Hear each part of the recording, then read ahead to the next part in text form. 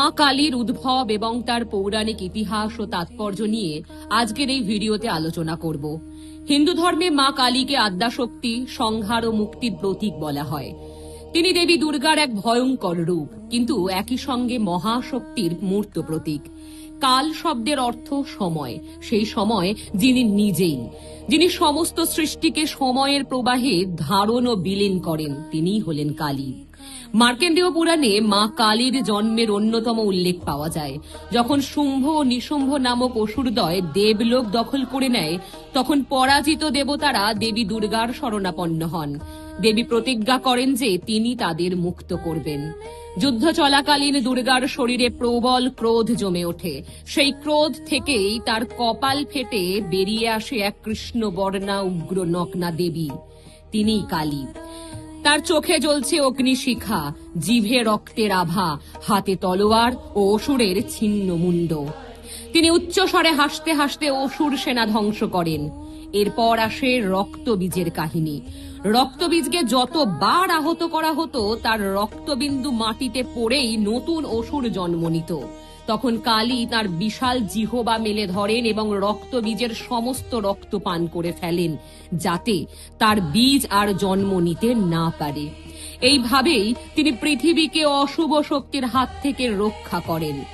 অন্যান্য পুরাণে বলা হয়েছে, মহিষাসুর বধের পর দেবী দুর্গা এতটাই ক্রুদ্ধ ও উন্মত্ত হয়ে ওঠেন যে তার রোষ থেকে এক নতুন রূপ জন্ম নেয়, তিনিই নাকি কালী।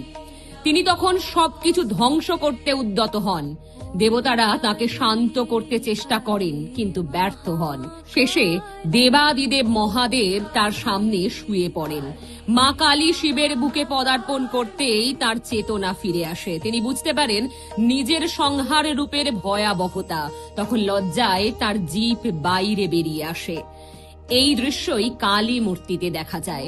তার রূপের প্রতীকী অর্থগুলি হল কৃষ্ণবর্ণ দেহ, অর্থাৎ অসীম মহাশূন্য ও সময়ের প্রতীক; খুলিমালা ও ছিন্নমুণ্ড, অর্থাৎ জীবনের ক্ষণস্থায়িত্ব ও মায়ার বিলোপ নির্দেশ করে; রক্তাক্ত জিহ্বা, দুষ্টের বিনাশ ও আত্মসচেতনতার প্রতীক; এবং শিবের ওপরে দাঁড়ানোর রূপ বলতে বোঝায় শক্তি ও চেতনার অবিচ্ছেদ্য সম্পর্ক; আর নগ্ন রূপ, অর্থাৎ প্রকৃতির স্বরূপ, যেখানে মায়া ও আচ্ছাদন বিলুপ্ত।